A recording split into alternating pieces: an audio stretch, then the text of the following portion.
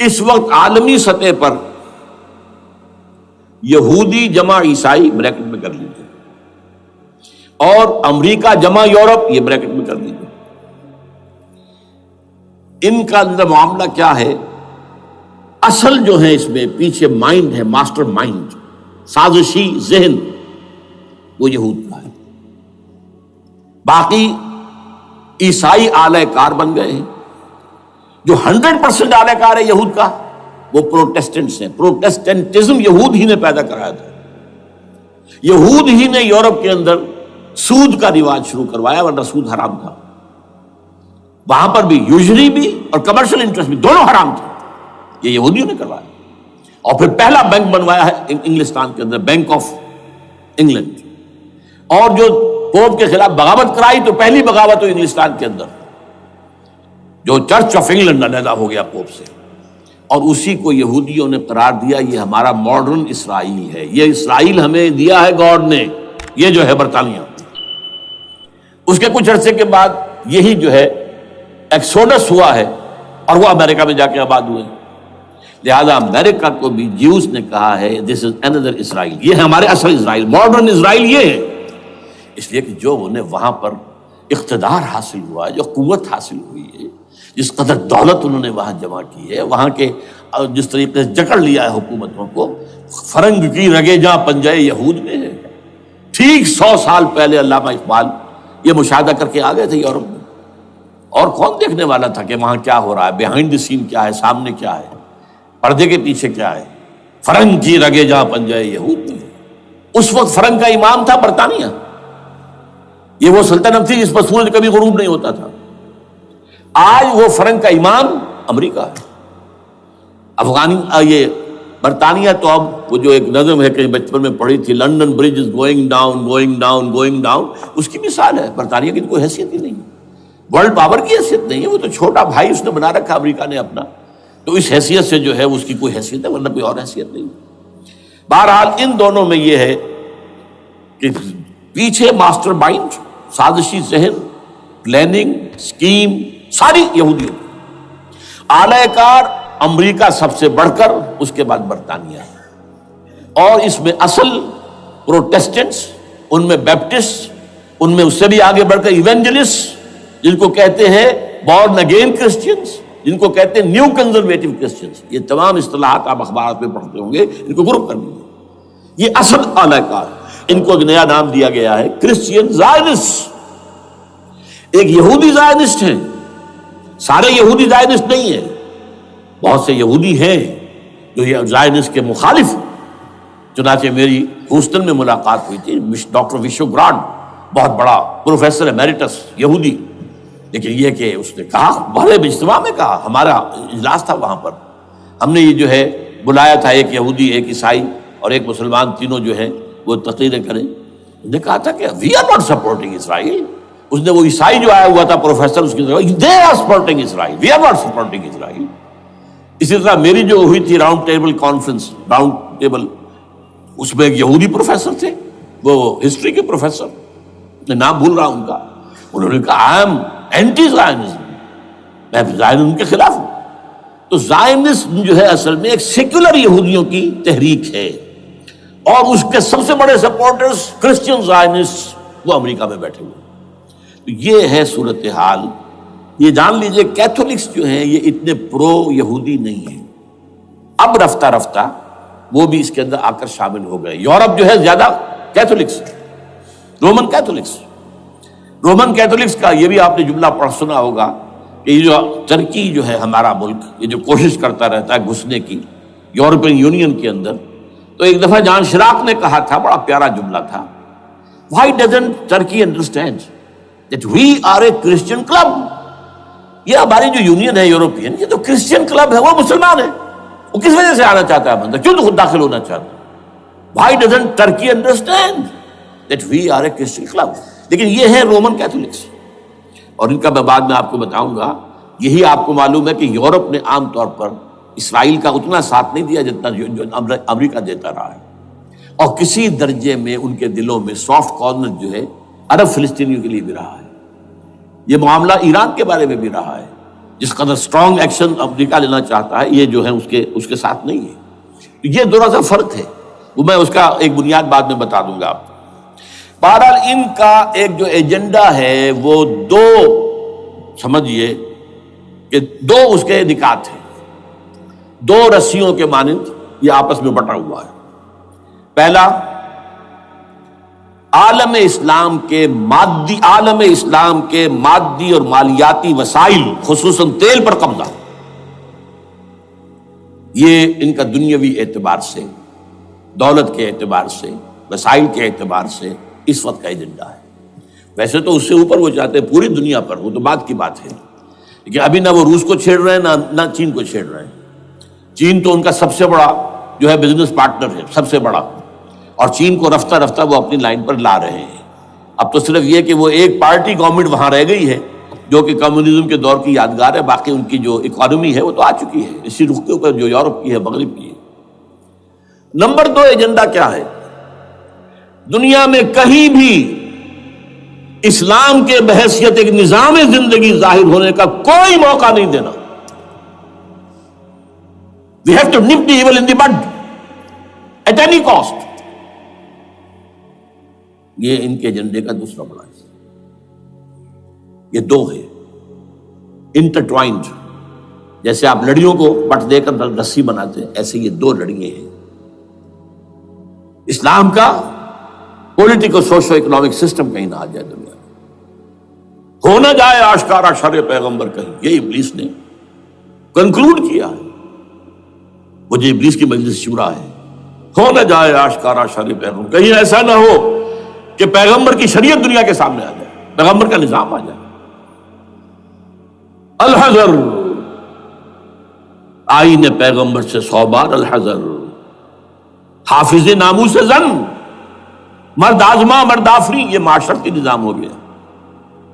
موت کا پیغام ہر نوع غلامی کے لیے، نہ کوئی فخور و خاکہ، نہ گدائے رہنشی، یہ سیاسی نظام آ گیا، اور کرتا ہے دولت کو ہر آلودگی سے پاک و صاف، منعموں کو مال و دولت کا بناتا ہے امین۔ تم دولت کے امین و مالک نہیں ہو۔ اور اس سے بڑھ کر اور کیا فکر و عمل کا انقلاب، بادشاہوں کی نہیں، اللہ کی ہے یہ زمین، ان الارض للہ۔ یہ نظام کہیں نہ آ جائے دنیا، یہ ہے جس پہ کہ وہ خطرہ محسوس کر رہا تھا۔ اور اس کے بعد یہ کہتے ہیں، یہ تو تھا عصر حاضر کے تقاضے، لیکن یہ کہ صورتحال کیا ہے؟ ہو نہ جائے آشکارا شر پیغمبر کہیں، ہے یہی، یہ معاملہ اس طرح رکھو کہ خود مومن ہے محروم یقین، یہ غنیمت ہے کہ خود مومن ہے محروم یقین۔ ہمیں اگر کوئی سہارا ملتا ہے تو اس سے کہ مومنوں کو بھی، نام نہاد مسلمانوں کو بھی اپنے اس نظام پر یقین نہیں، وہ نماز پر یقین رکھتے ہیں، روزے پر رکھتے ہیں، زکوٰۃ کو بھی دو بیج اللہ تعالیٰ جس کو توفیق دیتا ہے، حج کرتے ہیں، عمرے کرتے ہیں، یہ ہے سب، لیکن یہ کہ یہ غنیمت ہے، چشم عالم سے رہے یہ پوشیدہ یہ آئین تو خوب۔ وہ ابلیس کہتا ہے کہ یہ آئین چشم عالم سے پوشیدہ رہنا چاہیے، یہ غنیمت ہے کہ خود مومن ہے محروم یقین۔ ہمارے لیے جو ہے اگر کوئی سانس لینے کی جگہ ہے وہ یہ ہے، حوصلہ افزائی اگر ہے تو اس میں ہے کہ خود مومن محروم یقین ہے، اس کے سامنے وہ راستہ ہے ہی نہیں۔ اب لیجئے یہودیوں کے ایجنڈے کو میں تجزیہ کر رہا ہوں۔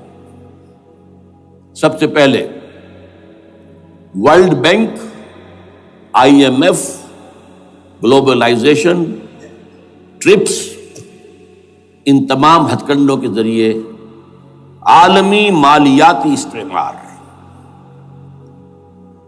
جو بظاہر امریکہ کا ہوگا، حقیقتاً یہود کا ہوگا۔ یہودیوں کے نزدیک پوری نوع انسانی حیوانوں کے مانند ہے۔ They are not human beings. They are goyams. They are Gentiles. یہ انسانی شکل میں حیوان ہیں، اور جیسے حیوانوں کو ایکسپلائٹ کرنا، استعمال کرنا انسانوں کا حق ہے، گھوڑے کو آپ باندھتے رہے ہیں نا ٹانگے کے آگے، اور بیلوں سے آپ ہل جتواتے رہے ہیں، تو جیسے یہ حق ہے ایسے ہمارا حق ہے پوری دنیا کے جو ہے وسائل ان کو کھینچے۔ ہاں جیسے گھوڑے اور بیل کو بھی کچھ نہ کچھ دانہ تو ڈالنا پڑتا ہے، چارہ تو دینا پڑتا ہے، تو ان کو بھی کچھ دو۔ یہ پوری نوع انسانی ورکرز بن کر رہ جائے، حیوان بن جائیں، بالکل شہوت کے غلام بنا دو انہیں، اخلاقی اقدار کا بیڑا غرق کر دو، خاندانی نظام کو تہوبارہ کر دو. یہ باقاعدہ جو protocols of the elders of دی زوائن تھے ان سب میں موجود ہے لکھا ہوا، جو 1897 میں انہوں نے پاس کیا اپنا پروگرام بیسل میں، سوئٹزرلینڈ کا ایک شہر ہے. Protocols of the elders of دی زوائن. ان کو حیوان بنا دو، بس حیوانوں سے کام لیتے رہو. ہاں ان کی کمائی کا کچھ حصہ ان کے لیے چھوڑ دو، وہ بھی زندہ رہیں، وہ بھی آخر کام کیسے کریں گے، اور اصل جو ہے ملائی کھینچ دو اپنے اس نظام کے ذریعے سے. World bank, I M F, stock exchange, TRIPS, globalisation, اس کے ذریعے سے عالمی مالیاتی استعمار. نمبر 2، ایک ہے ان کا ایجنڈا، یہ تو عالمی ہے. دوسرا ایجنڈا کیا ہے؟ وہ لوکل ہے. وہ کیا ہے؟ گریٹر اسرائیل کا قیام، جس میں مصر کا سارا زرخیز علاقہ شامل ہوگا، جو ڈیلٹا کا علاقہ کہلاتا ہے اس کا، جہاں کے اس وقت کے بادشاہ نے، حضرت یوسف علیہ السلام کے زمانے کے بادشاہ نے، وہ فرعونہ کے خاندان میں سے نہیں تھا، وہ عرب تھا. عربوں ہی سے کسی وقت کوئی قوم آئی تھی جو کہ مصر پر قابض ہو گئی تھی. اس نے حضرت یوسف کے خاندان کو لا کے وہاں آباد کیا. بہترین جشن کا علاقہ کہلاتا ہے، بہترین. وہ کہتے ہیں ہمارا ہے، ہم رہے وہاں پر کئی سو برس تک رہے. عراق ہمارا ہے، وہاں ہمیں قید میں رکھا گیا، نبوکدنضر لے گیا تھا. عرب کا شمالی حصہ جو ہمارا ہے، وہاں خیبر میں یہودی قلعے تھے، اور وہاں مدینے کے اندر جو ہے 3 قبیلے یہودی تھے جنہیں محمد نے صلی اللہ علیہ وسلم نے وہاں سے نکال باہر کیا تھا. یہ جارڈن، یہ ترکی کا بھی کچھ حصہ ہمارا ہے.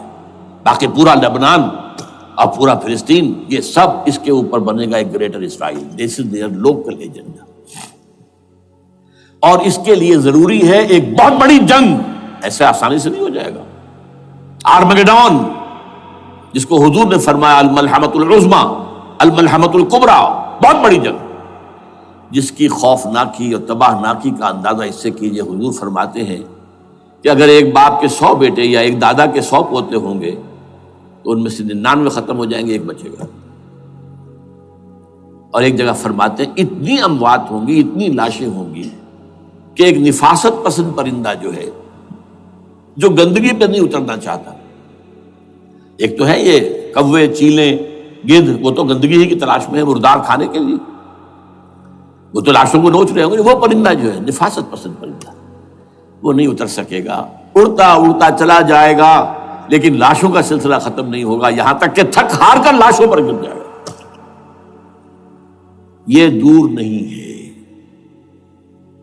اس لیے کہ اس پر متفق ہیں یہودی بھی اور عیسائی. پروٹسٹنٹس، عیسائی اس کے اوپر پوری طرح متفق ہیں.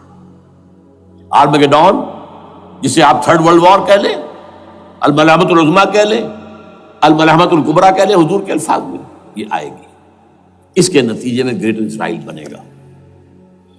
نمبر 3، پھر بنے گا 3rd ٹیمپل، جو ٹائٹس نے گرا دیا تھا 70 میں، سن 70 عیسوی، جسے گرے ہوئے کتنا عرصہ ہو گیا؟ 2008. اندازہ کر لیجئے 1800 کتنے برس ہو چکے. وہ دوبارہ بنائیں گے 3rd ٹیمپل، اور اس کے لیے مسجد اقصیٰ کو گرائیں گے، اور ڈوم آف دی راک، قبۃ الصخرہ، وہاں لا کر پھر اس میں کنگ ڈیونز تھرون لا کے رکھا جائے گا.